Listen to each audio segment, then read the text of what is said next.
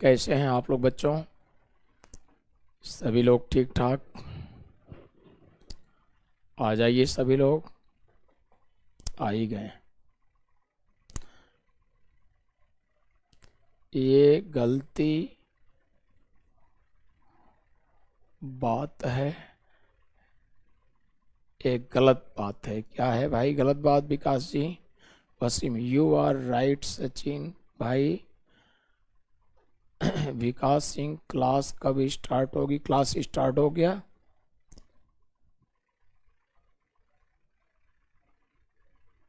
थोड़ा कल से ऐसा कीजिए, टाइम से एकदम हो जाए, लेट हो जाएगा। कोई बैठा हो तुरंत बोल दीजिए टाइम से। तो आइए, कल के क्लास में हम लोग डिस्कस किए थे पिछले क्लास में, ये बाई नेचुरलाइजेशन फिफ्थ होगा और ये होगा बाई इनकॉर्पोरेशन।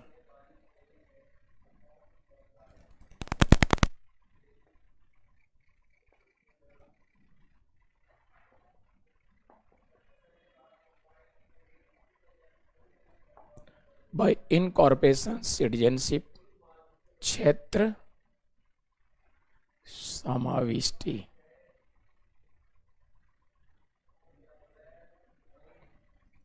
या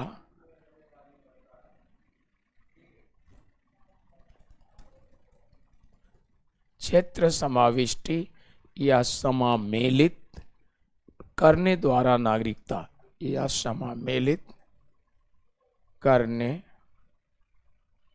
द्वारा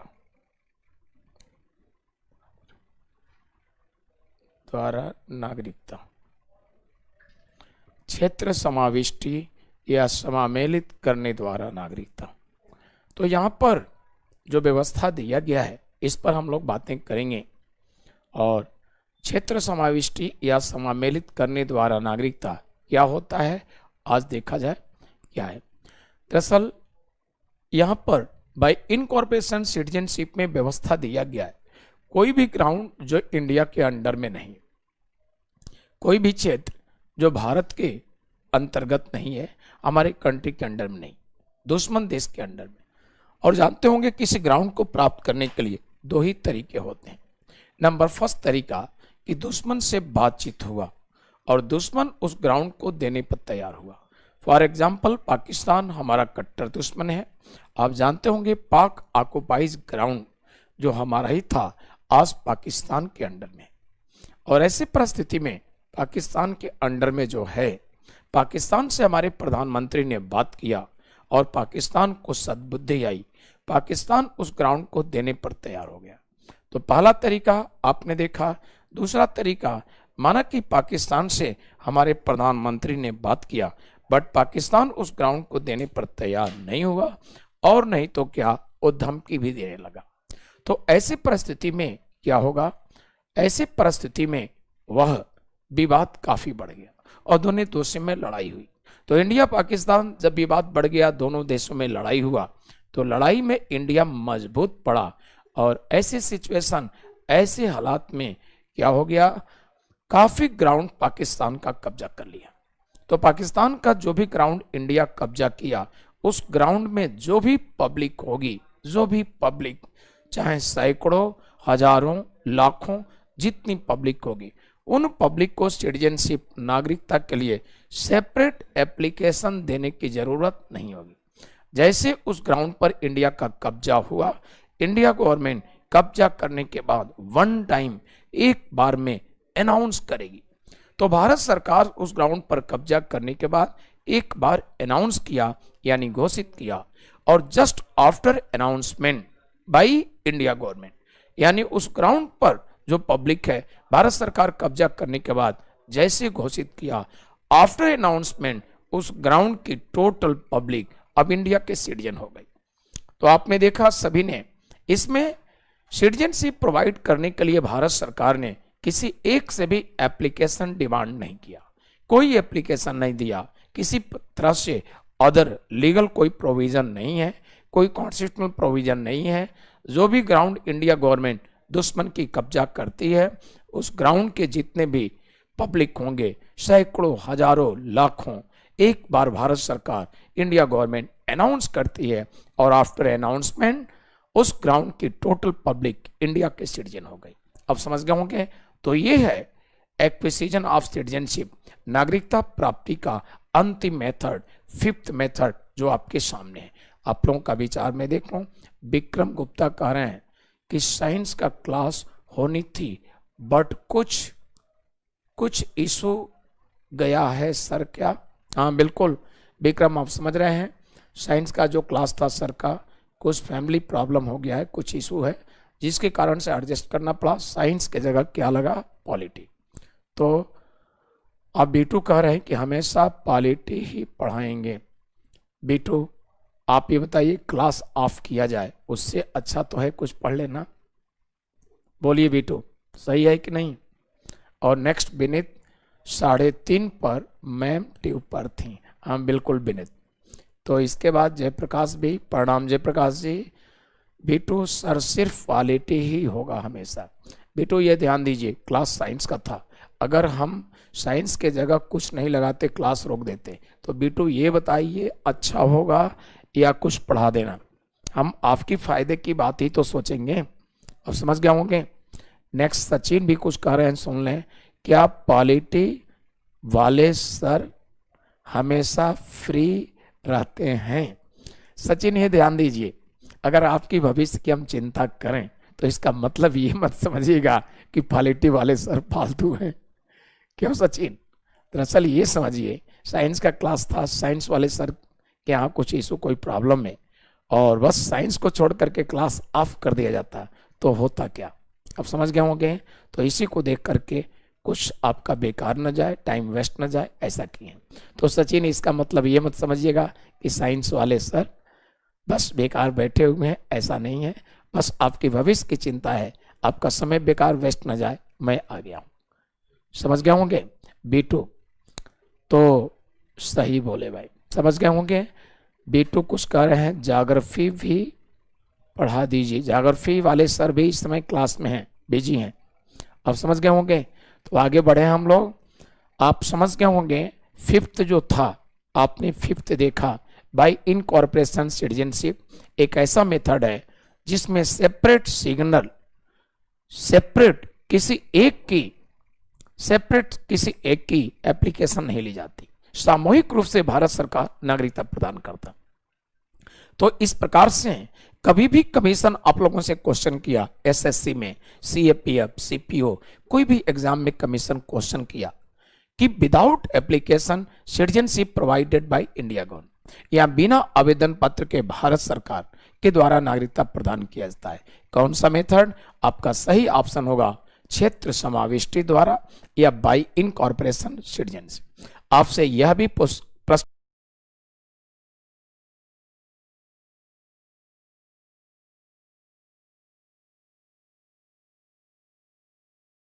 किया गया कि कलेक्टिवली सिटीजनशिप प्रोवाइडेड बाय, सामूहिक रूप से भारत सरकार के द्वारा नागरिकता प्रदान की जाती है।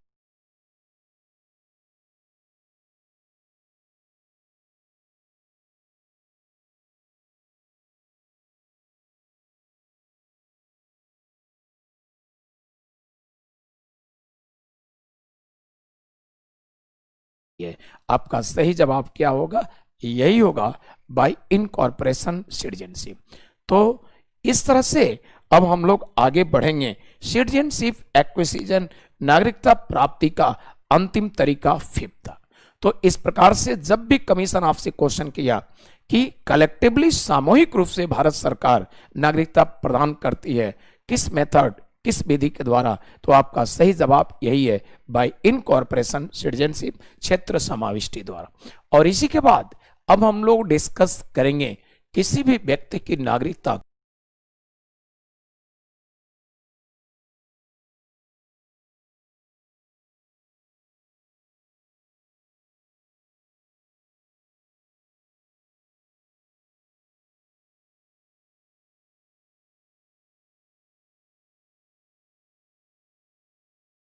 कोई भी भारत का नागरिक है, उसकी नागरिकता कैसे समाप्त होती है, तो ये बातें हम लोग करेंगे। ये हेडिंग है लॉ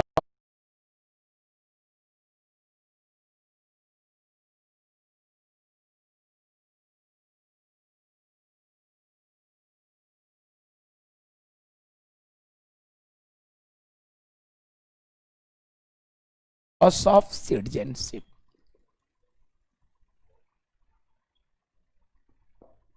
नागरिकता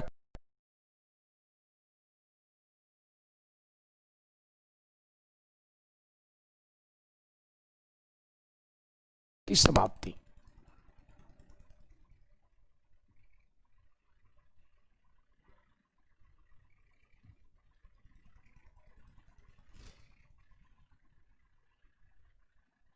लॉस ऑफ सिटीजनशिप, नागरिकता की समाप्ति।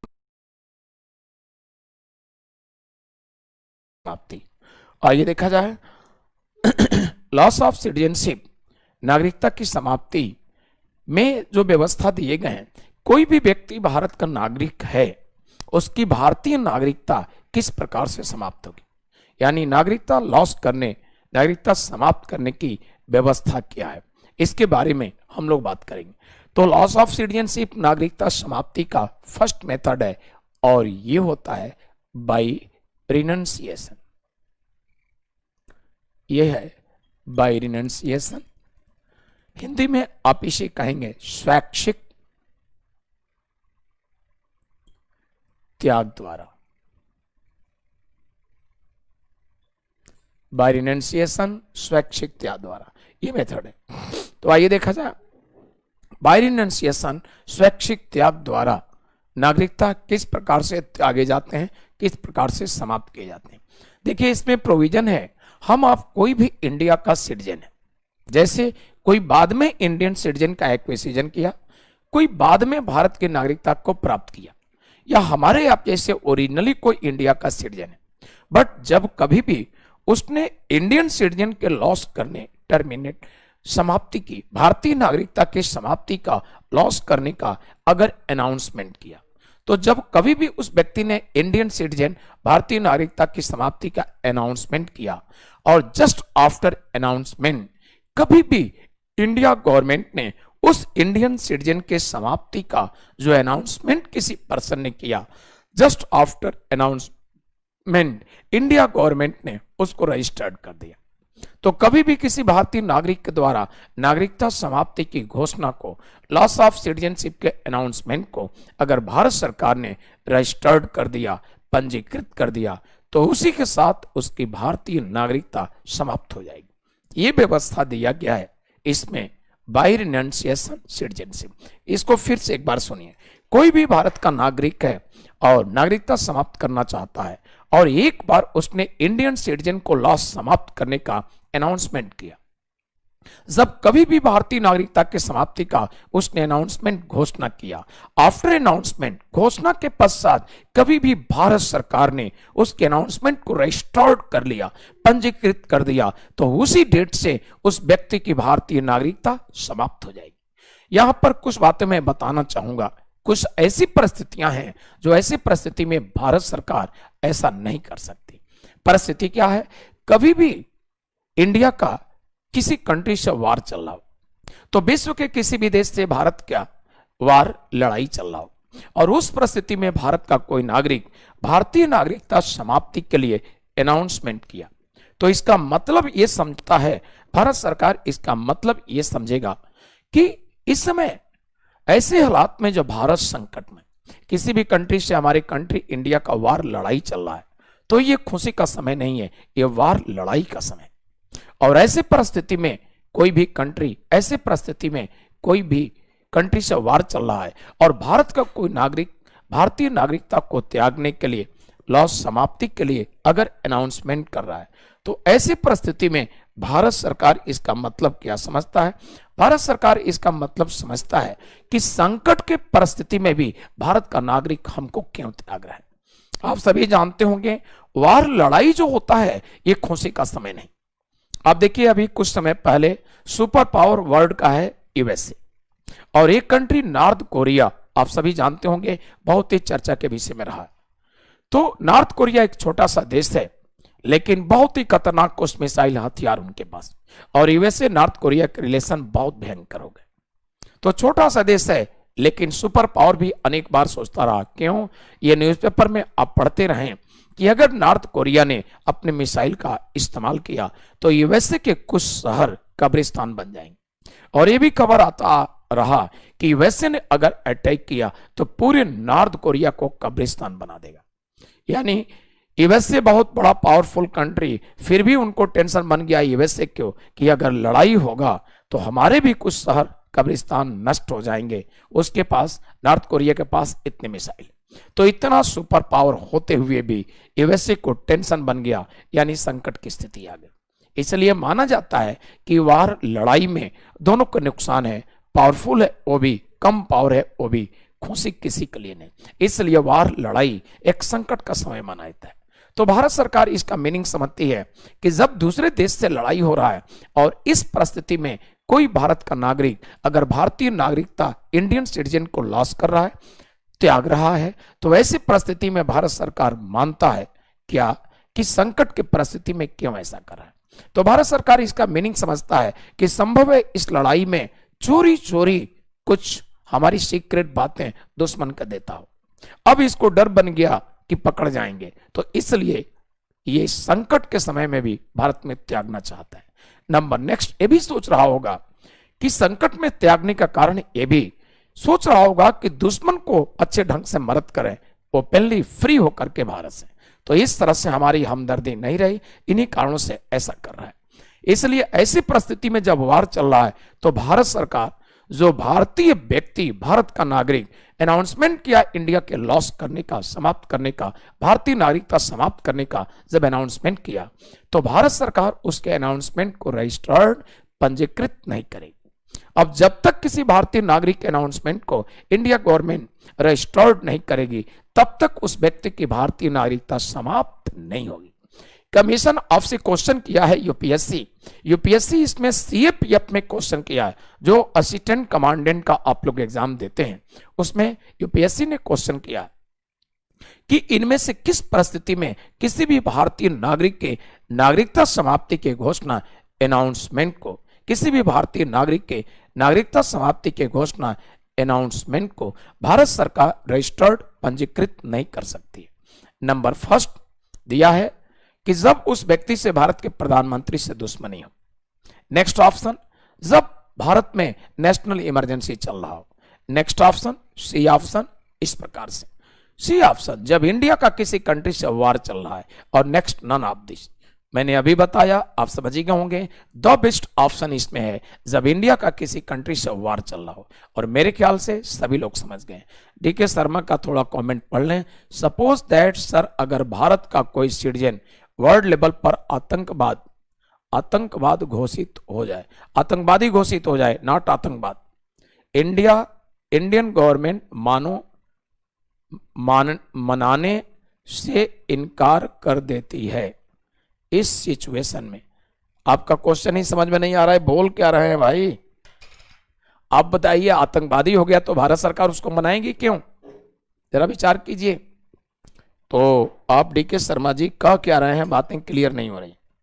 आप ये बातें कह रहे हैं कि सपोज कर लीजिए कोई भारत का नागरिक वर्ल्ड लेवल पर आतंकवादी घोषित हो जाए, तो इंडिया गवर्नमेंट मनाने से इनकार कर दे, तो इससे इंडिया गवर्नमेंट किसी आतंकवादी को मनाने का क्यों प्रयास करेगी? उसको गोली मारकर समाप्त या जेल डालने का प्रयास करेगी, क्यों मनाएगी? आपकी बातें गड़बड़ हो रही है। डीके शर्मा आगे कह रहे हैं, मैं क्या सिटीजनशिप समाप्त कर देगी? आतंकवादी हो गया तो उसको जेल डालने का प्रयास करेगी, उसको गोली से मारने का प्रयास करेगी, खत्म कहानी। नेक्स्ट, जैसे लीगली कार्रवाई जो होंगे वो करेगी, इसमें नागरिकता से कोई लेना देना नहीं। ठीक है, गलत किया है। जैसे जम्मू कश्मीर का आप याद कीजिए, कौन था? बुरहानी आतंकवादी हुआ और भारत का नागरिक है, गोली का शिकार हुआ, खत्म, वहां नागरिकता से कोई लेना देना नहीं। तो इस प्रकार से विकेश कुछ कह रहे हैं कि सर क्लास ऑफलाइन देखना पड़ रहा है, नेट है स्लो, उफ प्लीज सर 240 क्वालिटी ऑप्शन का ऑफलाइन क्लास देख सकें। आप देखिए, इसके लिए ऑफिस में बात कीजिए तो आपका नंबर होगा ही, वहां से कंसल्ट कीजिए, हो जाएगा। ठीक है, तो अब इसके बाद हम लोग बातें करते हैं नेक्स्ट, और नेक्स्ट हम लोग बातें करेंगे सेकंड होता है, ये होगा बाय टर्मिनेशन।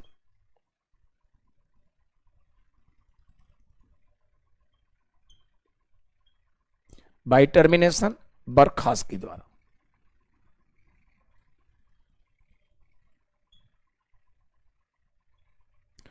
तो कोई भी इंडिया का सिटीजन है, भारत सरकार किसी इंडियन सिटीजन के सिटीजनशिप को कैसे टर्मिनेट करती है, किस तरह से बर्खास्त करती है, इसके बारे में हम लोग बातें करें। तो इस प्रकार से इंडियन सिटीजन समाप्ति का सेकेंड मेथड है और ये है टर्मिनेशन। देखा जाए इसमें क्या है। देखिए, कोई भी भारत के नागरिक है, उनके सिटीजनशिप टर्मिनेट कैसे होते हैं।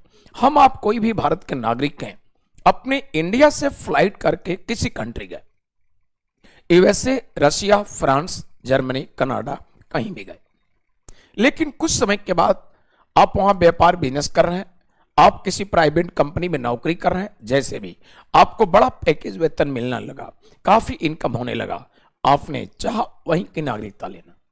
तो वहां की नागरिकता जैसे प्राप्त किए, वहां का एम्बेसडर, हाई कमिश्नर जैसे इंडिया गवर्नमेंट को इन्फॉर्म किया, आपकी सिटीजनशिप समाप्त कर दी गई। तो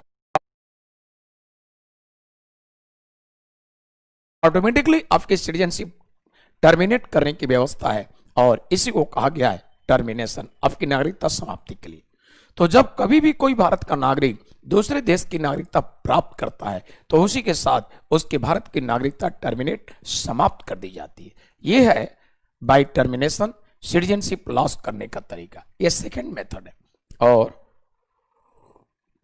इसी के बाद हम लोग बातें करते हैं नेक्स्ट मेथड, और नेक्स्ट मेथड होगा, यह होगा थर्ड मेथड, तीसरा।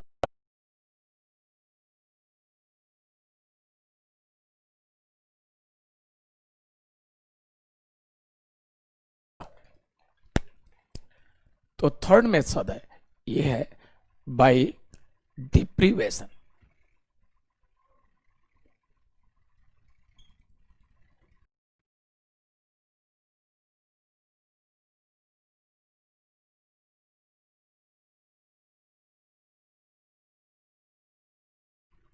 यानी वंचित करने द्वारा।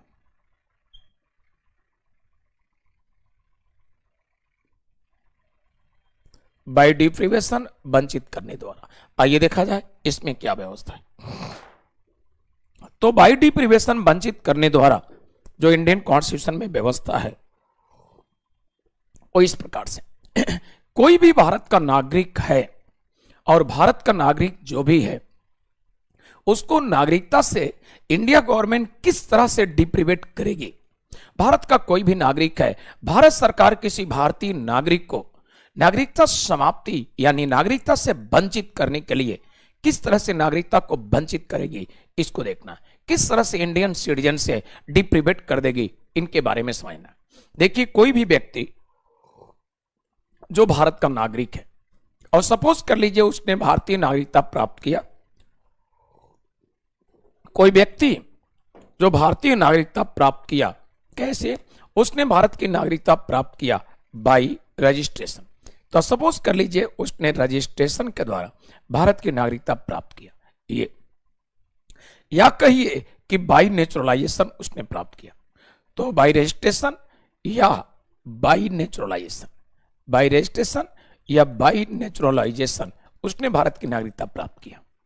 लेकिन भारत की नागरिकता जो प्राप्त किया बाय रजिस्ट्रेशन या नेचुरलाइजेशन, तो जितने भी उसने डॉक्यूमेंट्स दिया वो सारे डॉक्यूमेंट उसने क्या किया, सभी डॉक्यूमेंट्स उसने भारत सरकार के साथ फ्रॉड किया, धोखाधड़ी किया।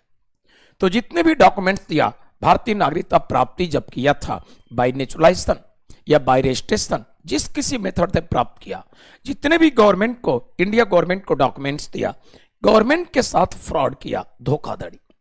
इंडिया गवर्नमेंट की जो एजेंसीज हैं, नागरिकता प्राप्ति के बाद जब इनके सारे डॉक्यूमेंट्स की अच्छे ढंग से इन्वेस्टिगेशन, जांच, इंक्वायरी किए, तो ए टू जेड सभी कुछ क्लियर हो गया कि गवर्नमेंट के साथ इसने धोखाधड़ी किया, फ्रॉड किया, एक भी डॉक्यूमेंट इसके सही नहीं, ओरिजिनल नहीं, सारे फ्रॉड है। तो ऐसे परिस्थिति में भारत सरकार इनके इंडिया के सिटीजनशिप को क्या कर देगी, बस डिप्रीवेट कर दिया, वंचित कर दिया। और दूसरी चीज, इनको इंडिया से भागने का भी मौका नहीं मिलेगा। भारत सरकार की एजेंसी इनको अपने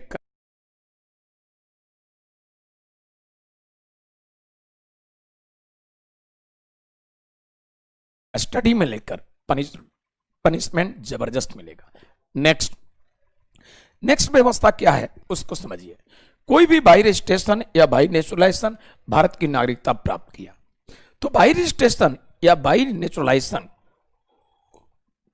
भारत की नागरिकता उसने प्राप्त किया, बट भारत की नागरिकता प्राप्ति के अभी 5 वर्ष उसने कंप्लीट नहीं किया, तो इंडियन सिटीजन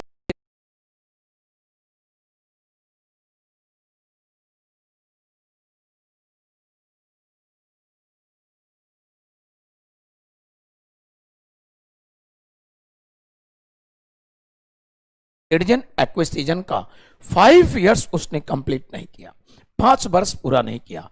बिफोर 5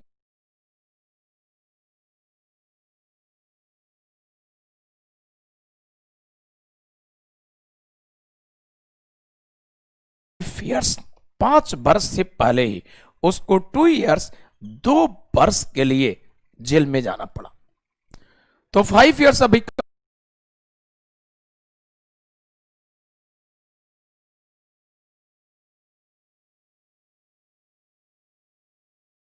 कंप्लीट नहीं हुआ, माना कि 6 महीने 8 महीने ही, 1.5 वर्ष भारतीय नागरिकता प्राप्ति किए हुए हुआ।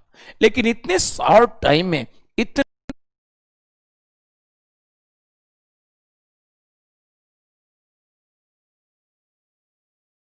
कम समय में इंडिया के जुडिशरी ने उनको जेल में डालने का आदेश कर दिया। तो ऐसे सिचुएशन, ऐसे हालात में इंडिया गवर्नमेंट क्या सोचेगी? इंडिया गवर्नमेंट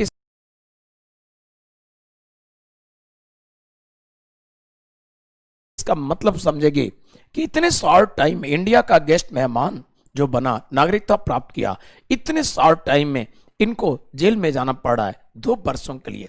इसका मतलब है कि इसका कैरेक्टर ही एक क्रिमिनल का है, एक बड़े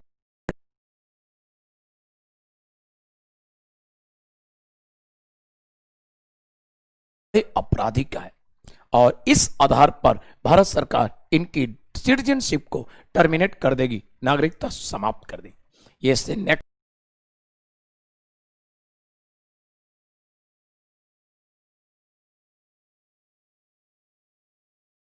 ग्राउंड नागरिकता समाप्ति का ये, जैसे कोई भी व्यक्ति, कोई ऐसा व्यक्ति है जो उस समय इंडिया का वार लड़ाई चल रहा है और उस समय दुश्मन से चोरी चोरी ट्रेड व्यापार कर रहा है, कम्युनिकेशन संचार दुश्मन से चल रहा है। जिस दुश्मन से भारत की लड़ाई हो रही है उसी से सीक्रेट चोरी चोरी इसका ट्रेड व्यापार कम्युनिकेशन चल रहा है। भारत सरकार की एजेंसी के द्वारा जैसे ही एक मजबूत जानकारी मिला, पुख्ता सबूत मिला, इस बेसिस पर भारत सरकार इनकी सिटीजनशिप को टर्मिनेट कर दी, यानी डिप्रीवेट कर दिया, नागरिकता समाप्त हो गया। आगे भी समझिए, कोई भी भारत का नागरिक है और हमारी कल्चर संस्कृति को चैलेंज कर रहा है, बहुत बड़ी भूल गलती कर रहा है। क्या और भी कमियां क्या है? हमारी कॉन्स्टिट्यूशन के, हमारी सोसाइटी के लिए संपूर्ण प्रोविजन का सोर्स है हमारा कॉन्स्टिट्यूशन। तो भारतीय समाज के लिए टोटल व्यवस्था का स्रोत होता है भारत का संविधान, लेकिन उसके प्रति जरा भी फेथ निष्ठा नहीं है, यानी वह व्यक्ति इंडियन कॉन्स्टिट्यूशन के प्रति पूरी तरह से डिसलॉयल है, यानी हिंदी में आप कहेंगे कंप्लीटली, पूरी तरह से वह व्यक्ति निष्ठाहीन है। तो ऐसी परिस्थिति में भारत सरकार उनकी नागरिकता को क्या कर देगी? समाप्त कर देगी। नेक्स्ट, इसी प्रकार से देखा जाए तो और भी कुछ कमियां हैं। और कमियां क्या? जो इस प्रकार से पूरी तरह से हमारे कल्चर संस्कृति व्यवस्था के अगेंस्ट है, चैलेंज कर रहा है, तो ऐसी परिस्थिति में भी भारत सरकार उनकी सिटीजनशिप से डिप्रीवेट कर देगी। इसका जीता जागता एग्जाम्पल मैं आप लोगों को सुना दूं।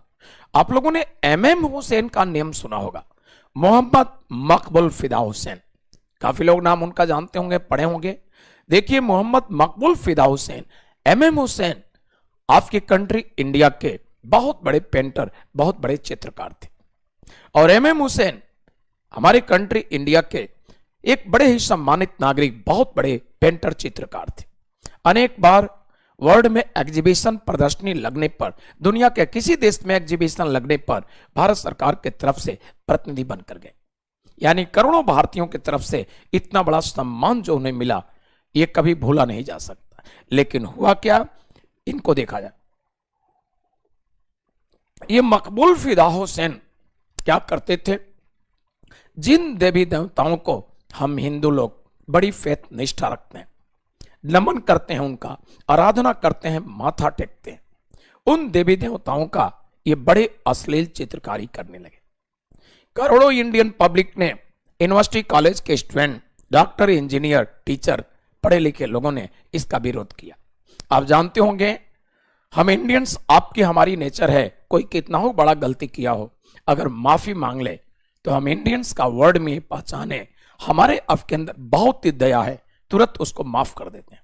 लेकिन ध्यान दीजिएगा, एमएम हुसैन का रिएक्शन ऐसा नहीं था जो गलती को रियलाइज महसूस करके और माफी मांग ले। उनका रिएक्शन बहुत ही निगेटिव था और इस प्रकार से उन्होंने प्रदर्शन जो किया आगे और ज्यादा अश्लील चित्रकारी करने लगे। इसलिए इंडियंस पब्लिक इसको बर्दाश्त नहीं किए और इंडियंस पब्लिक ने गवर्नमेंट से डिमांड किया कि मोहम्मद मकबूल फिदा हुसैन की नागरिकता समाप्त किया जाए। गवर्नमेंट, हमारी इंडिया गवर्नमेंट सच्चाई को अपने एजेंसी से समझ ली और क्या किया, मोहम्मद मकबूल फिदा हुसैन की नागरिकता समाप्त कर दिया। सिर्फ इतना ही नहीं बच्चों, आगे भी समझिएगा क्या होगा। भारत सरकार ने एमएम हुसैन की नागरिकता को समाप्त भी किया और उनको देश से निकाल भगा भी दिया। तो इस बात का सबूत है, हम आप कोई भी भारत का नागरिक हैं और हमारे देश समाज, हमारी कल्चर, संस्कृति, सभ्यता, सिविलाइजेशन को इतना बड़ा चोट नुकसान पहुंचा रहे हैं, तो हमारे इंडिया गवर्नमेंट के लिए ये बाउंडेशन नहीं, हम लोग सरदर्द नहीं बन सकते। भारत सरकार कॉन्स्टिट्यूशनली ऑथराइज है, हमारे आपके सिटीजनशिप को डिप्रीवेट कर देगा, वंचित कर देगा। और नागरिकता समाप्ति के नेक्स्ट मेथड, अब इस पर विचार करते हैं। देखिए, हम आप कोई भी भारत के नागरिक हैं, अगर कंटिन्यूअसली लगातार 7 years और more than this, continuously 7 years 7 वर्ष या मोर देन दिस 7 वर्ष या 7 वर्ष से ज्यादा अगर भारत से बाहर रह गया, कंटिन्यूअसली 7 years या मोर देन दिस, क्या हुआ, outside of India, outside of India उसने रहा, तो लगातार वह व्यक्ति 7 वर्ष या 7 वर्ष से ज्यादा भारत से बाहर रहा तो उसकी भारतीय नागरिकता समाप्त कर दी जाती है। फिर से समझ लीजिए, हम आप कोई भी भारत के नागरिक हैं, लगातार 7 वर्ष या 7 वर्ष से ज्यादा भारत से बाहर रह गए, इन 7 years 7 वर्षों में भारत कभी आए ही नहीं, तो हम आप कोई भी भारतीय नागरिक जो आउटसाइड ऑफ इंडिया लगातार 7 वर्ष या इनसे ज्यादा भारत से बाहर रह गए, कोई भी भारत का नागरिक लगातार 7 वर्ष बाहर रह गया, इस 7 वर्षों में कभी भारत नहीं आया, तो ऑटोमेटिकली कॉन्स्टिट्यूशन में व्यवस्था है उसकी भारतीय नागरिकता समाप्त कर दी जाएगी। तो Indian citizen termination, loss of citizenship, नागरिकता समाप्ति में आपसे पूछा गया कि किस किस तरह से समाप्त होते हैं, सभी मेथड है। एक क्वेश्चन मैं आप लोगों को सुना दूं, 2 वर्ष पहले राजस्थान में एक एग्जाम में पूछा गया है, क्वेश्चन ये पूछा गया है कि नागरिकता समाप्ति, लॉस ऑफ सिटीजनशिप के कितने मेथड है। ऑप्शन में दिया था 2, बी 3 और सी 4, डी नन ऑफ दिस। काफी एग्जाम ने सेलेक्ट किए थे 4 मेथड।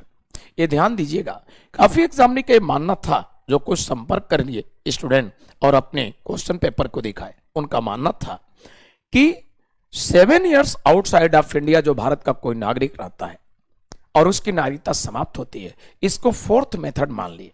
बट आप इस डाउट में मत पड़िएगा, जितने भी नागरिकता समाप्ति के मेथड मैंने लिखा है, आप देखिए 3rd मेथड में ये सारी बातें डिस्कस कर रहे हैं, ये लास्ट मेथड है। तो नागरिकता समाप्ति के 3 ही मेथड है, उसी में ये व्यवस्था है, यानी कंटिन्यूअसली 7 years और more than this outside of India जो रहने की बात है, ये स्वयं में अलग मेथड नहीं है, ये मेथड नंबर 3rd के ये सारी व्यवस्थाएं हैं जो सबको मैंने डिस्कस किया। आप समझ गए हैं? तो इसी के साथ कहा जाएगा कि भारत की नागरिकता समाप्ति के सभी मेथड हो गए। अब हम लोग बातें करेंगे डुअल सिटीजनशिप, दोहरी नागरिकता। ये देखा जाए डुअल सिटीजनशिप की व्यवस्था आपकी कॉन्स्टिट्यूशन, इंडियन कॉन्स्टिट्यूशन में किस तरह से ये होगा, डुअल सिटीजनशिप, दोहरी नागरिकता।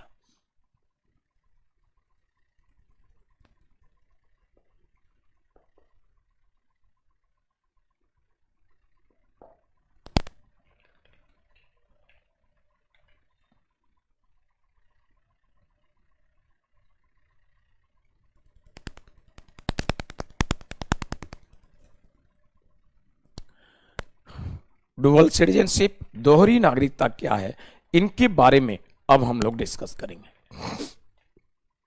देखिए, डुअल सिटीजनशिप, दोहरी नागरिकता, इंडियन कॉन्स्टिट्यूशन की जो व्यवस्था है, इसमें व्यवस्था इस प्रकार से, डुअल सिटीजनशिप, दोहरी नागरिकता में सबसे पहले मैं आप लोगों को एक बात बता दूं कि कमीशन आपसे ये क्वेश्चन करता है कि भारत में नागरिकता जो है वो किस तरह का है, सिंगल है या डुअल।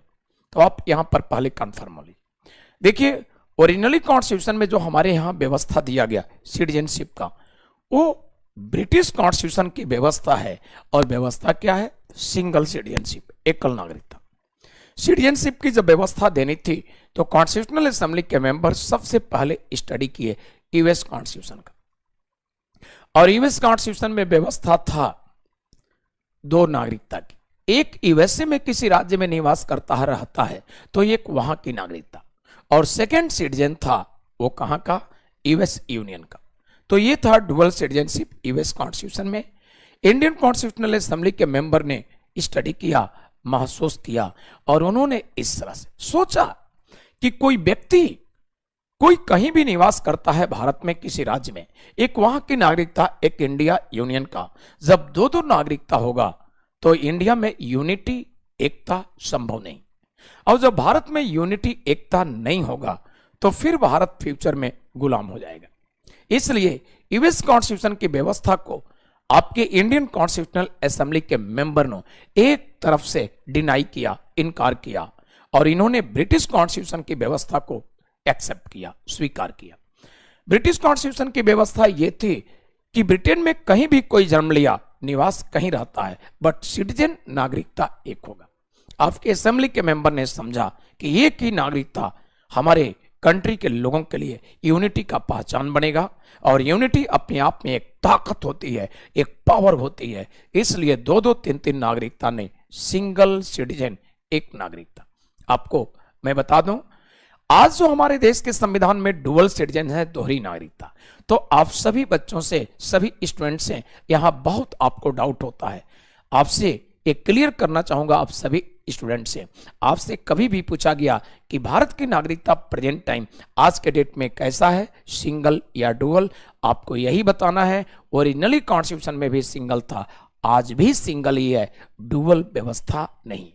तो डुअल सिटीजनशिप जो आपको मैं पढ़ाने चल रहा हूं, ये सबसे पहले मैं कंफर्म कराना चाहूंगा कि आज भी हमारे कॉन्स्टिट्यूशन का जो कॉन्सेप्ट है सिंगल सिटीजनशिप का है, और डुअल सिटीजनशिप जो सरकार ने व्यवस्था दिया है भारत में, ये सिंगल सिटीजनशिप का कॉन्सेप्ट, एकल नागरिकता की जो अवधारणा है, इस डुअल सिटीजनशिप के कॉन्सेप्ट, अवधारणा से सिंगल सिटीजनशिप का कॉन्सेप्ट जो हमारे संविधान का रहा है, ये जरा भी अफेक्टेड नहीं हुआ है। तो आज भी आपसे क्वेश्चन किया गया तो यही जवाब दीजिए कि इंडियन कॉन्स्टिट्यूशन में जो डुअल सिटीजनशिप की व्यवस्था दिया गया, इससे सिंगल सिटीजनशिप का कॉन्सेप्ट जरा भी अफेक्टेड नहीं, आज भी एकल नागरिकता, सिंगल सिटीजनशिप। आइए देखा जाए अब कि सिंगल सिटीजनशिप अफेक्टेड कैसे नहीं हुआ और क्या है डुअल सिटीजनशिप, शुरुआत कैसे हुआ। सबसे पहले तो मैं ये बताऊंगा कि आखिर डुअल सिटीजनशिप की व्यवस्था देने का इंस्पायरेशन, प्रेरणा कहां से मिला, कब कैसे हुआ। देखिए, हमारी कंट्री के प्राइम मिनिस्टर हुआ करते थे अटल बिहारी वाजपेयी जी, और उस समय हमारा एक पड़ोसी है चाइना, उसने क्या किया, उसने डुअल सिटीजन की व्यवस्था दिया, यानी चीनी ओरिजिन के पर्सन जो फॉरेन कंट्री में रहा करते थे, उनको चाइना ने यह अवसर दिया। और जब इस तरह का अवसर मिला तो चीनी ओरिजिन के पर्सन जो जर्मनी, जापान, यूएसए जहां रहते थे, वो चाइना में आकर मनी इन्वेस्ट करने लगे, और इस प्रकार से चाइना का इकोनॉमिकल डेवलपमेंट होने लगा। तो चाइना का जब इकोनॉमिकल डेवलपमेंट, आर्थिक विकास होने लगा, तो इस पर अटल बिहारी वाजपेयी की गवर्नमेंट ने विचार की कि दुश्मन ही क्यों ना हो, अगर उसकी कुछ अच्छाइयां हैं तो हमें भी अडॉप्ट करना चाहिए। जब दुश्मनी करेगा हम उससे अच्छे ढंग से पेश आएंगे, फेस करेंगे, लेकिन अगर उसके यहाँ कुछ व्यवस्था अच्छा है तो हमें भी उस व्यवस्था को अडॉप्ट करके हम भी लाभ ले सकते हैं। और इसी थिंकिंग के साथ उसने क्या किया, यानी इंडिया ने क्या किया, ये ऐसा किया। लेकिन अटल बिहारी वाजपेयी की गवर्नमेंट ने एक समझदारी चला के दिखाई। अटल बिहारी वाजपेयी गवर्नमेंट ने सोचा, विचार किया कि हो सकता है ये अच्छाई दुश्मन की है, हमारे लिए अच्छाई ना, हमारे लिए हार्मफुल हो। इसलिए किसी व्यवस्था को सीधे से आंख बंद करके एग्जैक्टली फॉलो नहीं करना चाहिए, कॉपी नकल नहीं करना चाहिए। अटल बिहारी वाजपेयी की सरकार ने क्या किया, 2003 की बात है, 2003 की बात है, अटल बिहारी वाजपेयी गवर्नमेंट ने 2003 में लक्ष्मीमल सिंघवी, डॉक्टर लक्ष्मीमल सिंघवी के चेयरमैनशिप में एक कमेटी सेटअप किया। तो इन्हीं के नाम पर कमेटी का नेम पड़ गया लक्ष्मीमल सिंघवी कमेटी।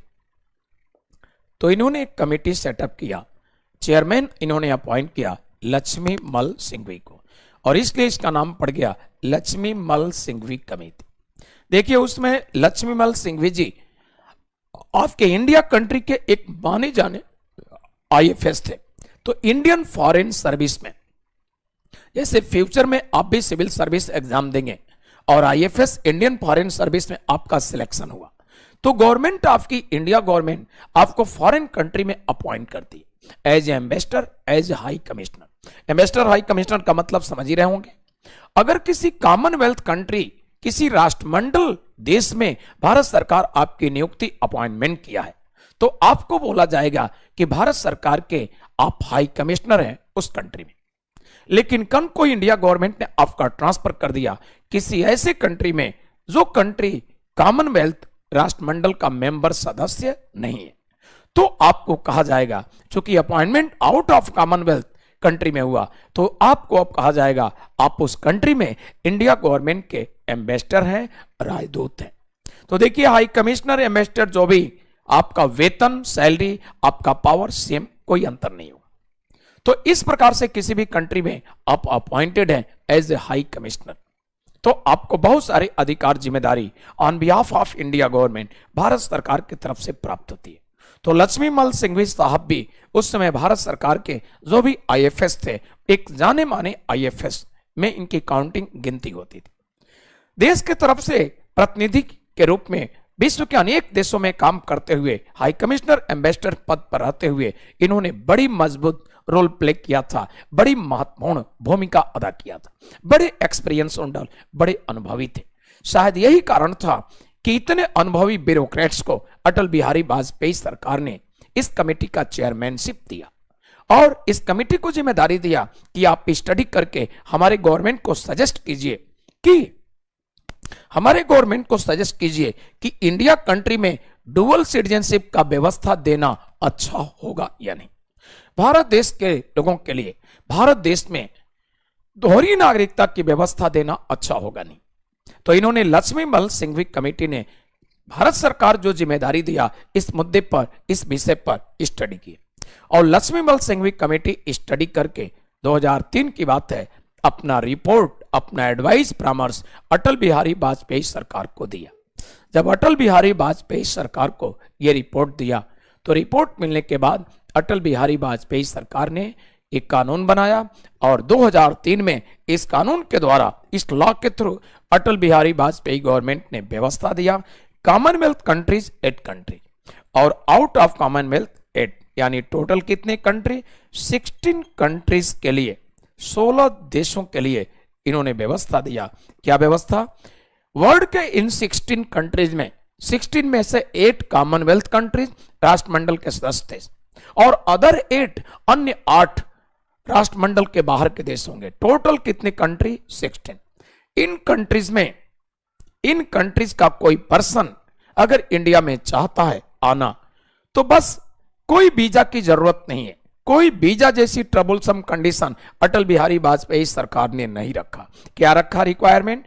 मात्र एक पासपोर्ट होगा और जब चाहे इंडिया आ सकता है, जब चाहे इंडिया से जा सकता है और जितना भी चाहे मनी इन्वेस्ट कर सकता है, जितना बड़ा चाहे तो व्यापार व्यवसाय कर सकता है। इंडिया गवर्नमेंट ने अंडर दिस इतना बड़ा फ्रीडम डुअल सिटीजनशिप के अंडर दिया। अब देखिए, आप समझिएगा, इस तरह का कोई भी इंडियन ओरिजिन का पर्सन जो इन 16 में से किसी देश में रहता था, उसको इस बात का एहसास हुआ कि भारत सरकार ने हम लोगों को बहुत बड़ा अवसर दिया। अब उन देशों से भारत आकर के और मनी इन्वेस्ट करने, व्यापार करने का इच्छा जाहिर की और इस प्रकार से करोड़ों करोड़ों का इन्वेस्टमेंट भारत में करने लगे। इस तरह से भारत देश की, इंडिया की इकोनॉमिकल डेवलपमेंट, आर्थिक विकास होने लगा।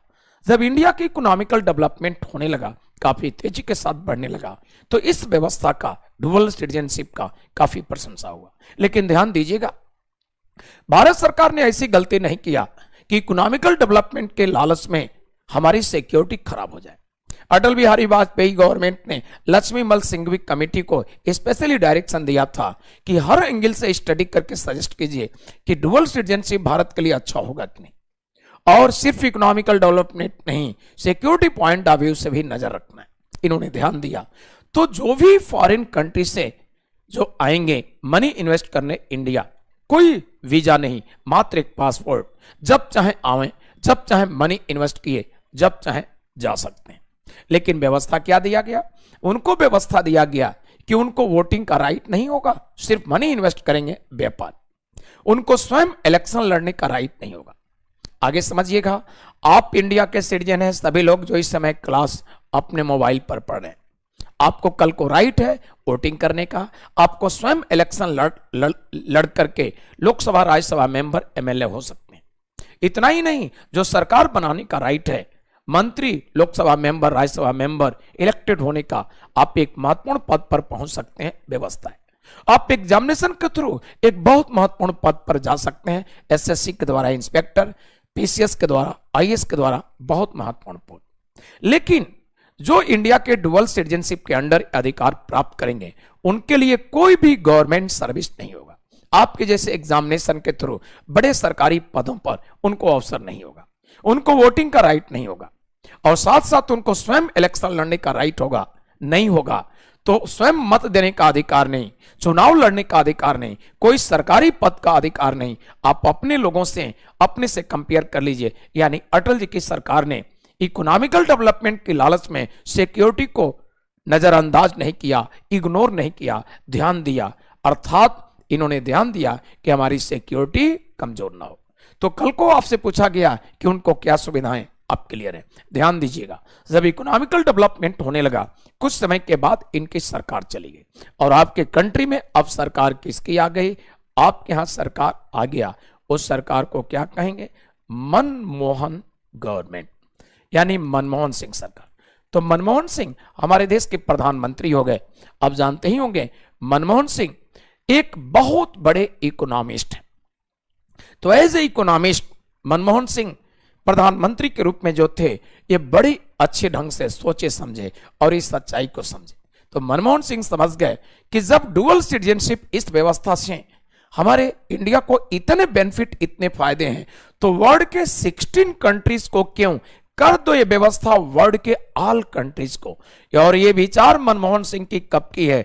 2005 की विचार है। तो मनमोहन सिंह ने 2005 में यह व्यवस्था दिया कि ये डुअल सिटीजनशिप की व्यवस्था, दोहरी नागरिकता की व्यवस्था दुनिया के सभी देशों के लिए होगा, सिर्फ 16 के लिए। और इस प्रकार से आपका इकोनॉमिकल डेवलपमेंट चलने लगा। तो कमीशन आपसे क्वेश्चन ये करेगा कि मनमोहन सिंह की जो व्यवस्था हुआ वर्ल्ड के ऑल कंट्रीज के लिए, ये कब हुआ? दुनिया के सभी देशों के लिए डुअल सिटीजनशिप की व्यवस्था कब? आपके पास जवाब है। दूसरी चीज आपसे एक मैं बताना चाहूंगा, मनमोहन सिंह 2005 में जो ये इकोनॉमिस्ट होने का समझदारी दिखाया, क्योंकि समझ गए कि बड़ी अच्छी व्यवस्था है तो 16 देश के नहीं, वर्ल्ड के सभी कंट्री के लिए होंगे, तो अधिक से अधिक इकोनॉमिकल डेवलपमेंट होंगे, ज्यादा लोग इंडियन ओरिजिन के भारत देश में आकर और भारत की आर्थिक विकास करेंगे, और उनको भी भारत जैसी बड़ी व्यवस्था में, बड़े क्षेत्र में व्यापार करने का अवसर मिलेगा। तो उनके भी फायदे को ध्यान में अटल बिहारी वाजपेयी ने ध्यान दिया, मनमोहन सरकार ने भी ध्यान दिया, उनका लॉस नुकसान ना हो। अगर उनको लॉस नुकसान होगा तो इंडिया में आएंगे ही क्यों मनी इन्वेस्ट करने? तो उनके भी फायदे को, हमारी भी फायदा, हमारी सिक्योरिटी को भी ध्यान में। एक बड़ी जरूरी बात बता दूं, मनमोहन सरकार ने जो ये डुअल सिटीजनशिप की व्यवस्था पूरे दुनिया के लोगों के लिए दिया, एक और समझदारी मनमोहन सिंह ने दिया। अब जानते होंगे, मनमोहन सिंह प्रधानमंत्री पद पर आने से पहले कई महत्वपूर्ण पद पर काम कर चुके थे। तो अपने पड़ोसी पाकिस्तानी, बांग्लादेश एटसेट्रा देशों के तरफ से जो घुसपैठ और जो भी इधर से गलतियां होती थी, इनको नॉलेज था। इसलिए मनमोहन सिंह ने 2005 में व्यवस्था दिया कि वर्ल्ड के ऑल कंट्रीज को dual citizenship, but except Pakistan and Bangladesh. तो मनमोहन सिंह की सरकार ने समझदारी दिखाई कि दुनिया के सभी देशों के लिए दोहरी नागरिकता को अवसर दिया जाता है, बट पाकिस्तान और बांग्लादेश को छोड़कर। तो कल को कमीशन आपसे पूछा कि वर्ल्ड के इनमें से कौन से कंट्री ऐसा जिसको भारत सरकार डुअल सिटीजनशिप दोहरी नागरिकता की सुविधा नहीं दी है, तो इन्हीं दोनों में से कोई एक ऑप्शन देगा, आपका जवाब है। इस तरह से सभी क्वेश्चन होंगे, आप आसानी से कर सकते हैं, मेरे ख्याल से कोई डाउट नहीं होगा। विजय कह रहे हैं कि पीआईओ कार्ड क्या होता है। देखिए, पीआईओ का मतलब होता है पर्सन ऑफ इंडियन ओरिजिन। तो भारतीय मूल के लोगों के लिए विदेशों के लिए ये पीआईओ कार्ड की सुविधा दी गई है, जिनके अंडर अनेक तरह की सुविधाएं भारत सरकार प्रदान करता है और उन्हें प्राप्त होते हैं। और इसी के बाद हम लोग चलते हैं डुअल सिटीजनशिप के बाद ये सिटीजनशिप टॉपिक समाप्त होता है।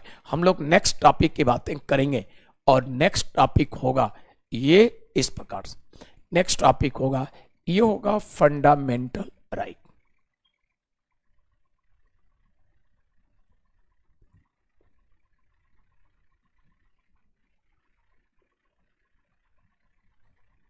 मूल अधिकार।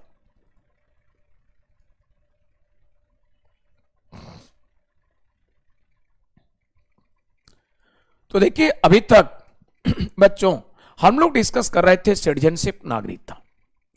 तो इस प्रकार से सिटीजनशिप नागरिकता, थोड़ा आप लोगों का कमेंट भी मैं देख लूं। अनुज कह रहे हैं कि hi sir, polity is my favourite subject. Thank you Anuj, आपको समझ आता हो ये अच्छी बात है, और कोई भी सब्जेक्ट आपका फेवरेट है, अच्छे से स्टडी करके आगे बढ़ेंगे, ये अच्छी व्यवस्था है। आबिद रजा का मैं विचार देख लूं। सर, असम और बंगाल में जो अभी न्यूज में था सिटीजनशिप को लेकर, उसके बारे में बता दीजिए।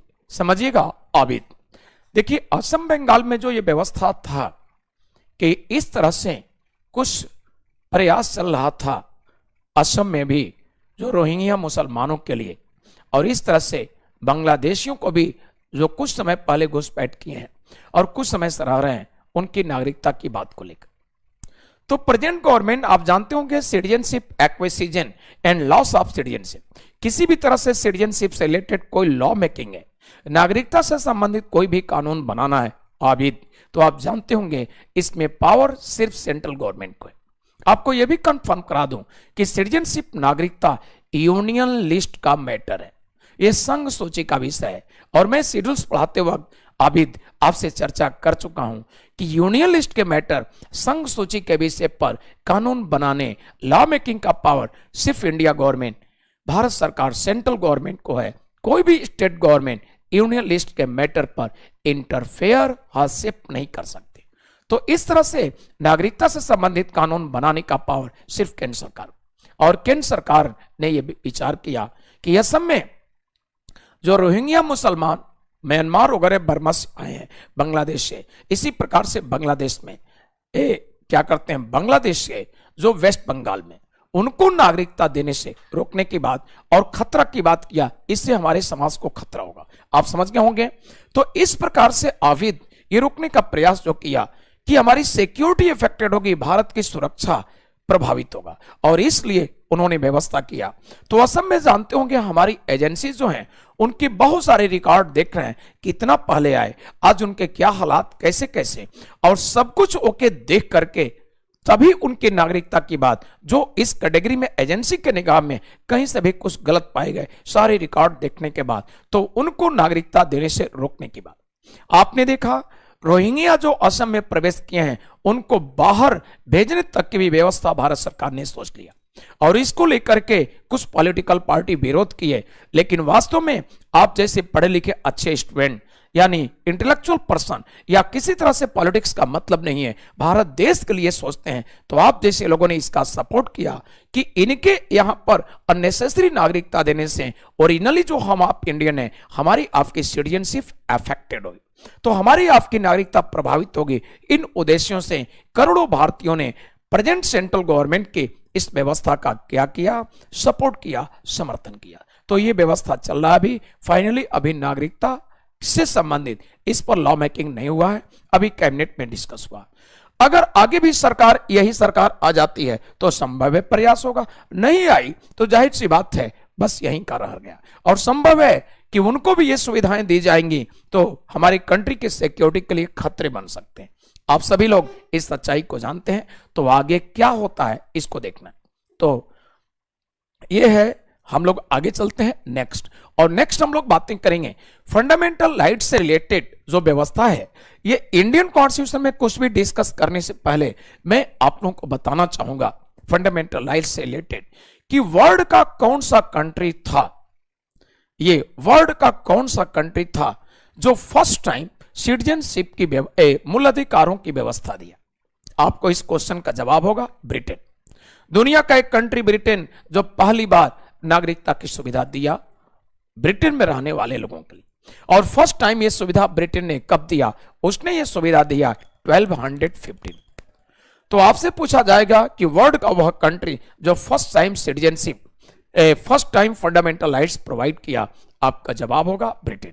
और कब की बात है? 1215। लेकिन ध्यान दीजिएगा, आप लोगों को एक और क्वेश्चन से संबंधित बातें बता दूं, और ये क्या होगा इसको समझिएगा। ये जो व्यवस्था होगा 1215 1215, इसको ध्यान में देखिएगा। 1215 में एक बात मैं बता दूं, ओसीआई यानी ओवरसीज इंडियन सिटीजन की जो बात की गई है, और PIO person of Indian origin, आप शायद जानते होंगे एक न्यू व्यवस्था जो जयप्रकाश जी दिया गया है, इसमें पीआईओ और ओसीआई दोनों को मर्ज कर दिया गया है।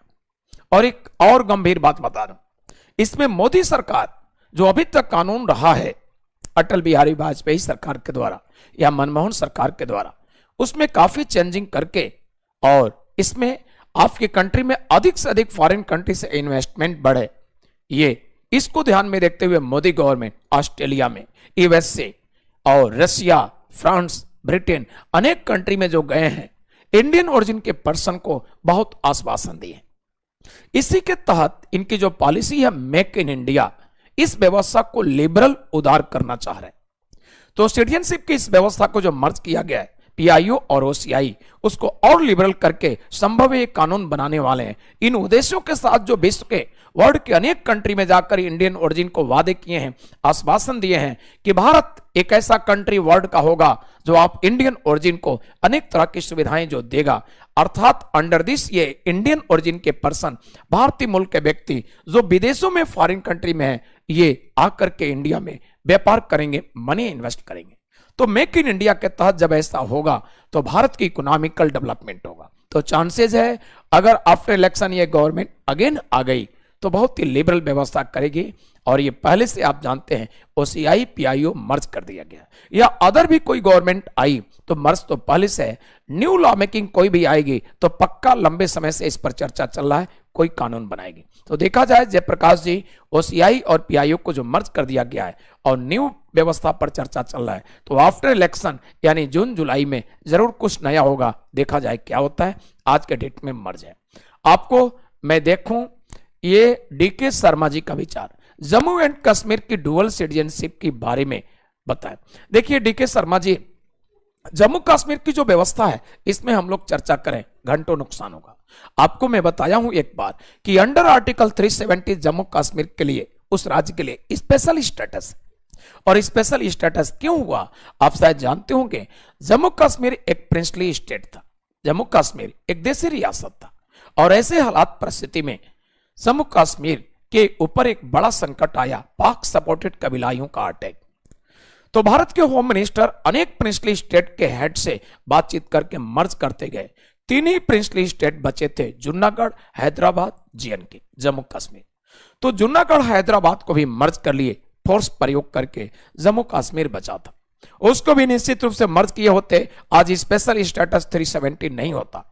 लेकिन हमारे कंट्री का बैड लक रहा, दुर्भाग्य होगा, जो जम्मू कश्मीर आज एक समस्या बना है और विश्व में हमेशा चर्चा का विषय रहता है। पाकिस्तान इसको लेकर एक मीडिएटर की भी बात करता है, बोलता है पूरा जम्मू कश्मीर हमारा है। ये गलती, ये समस्या का निर्माण किसने कराया? First PM Pandit Jawaharlal Nehru ji.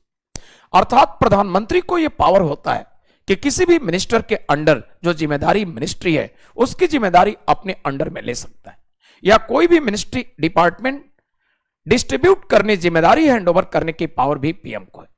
तो जम्मू कश्मीर का matter home minister Sardar Patel के अंडर से प्रधानमंत्री नेहरू जी ने अपने अंडर में ले लिया और इस तरह से सारी समस्या को पैदा करना, सभी समस्याओं का जड़ नेहरू जी थे, जो मजबूरी में 370 देना पड़ा।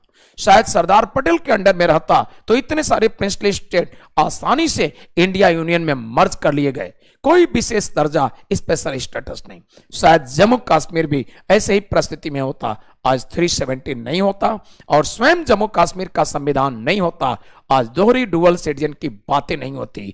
अरबों रुपये जो हमारे एनुअली एक्सपेंडिचर फालतू होते हैं और कितनी आतंकवादी घटनाएं, हमारे जवान आतंकवादियों के शिकार शहीद होते हैं, ये सारे डीके शर्मा जी आज आपको सुनने में नहीं मिलता। तो देश की समस्या को जन्म देने वाला, जम्मू कश्मीर की समस्या को जन्म देने वाला कौन था, कैसे हुआ, आपने समझा। तो इनसे संबंधित मैं 370 जब पढ़ाऊंगा जम्मू कश्मीर और डिटेल सारी बातों का खुलासा करूंगा, बताऊंगा, आपको राइटिंग कराऊंगा, चिंता मत कीजिए।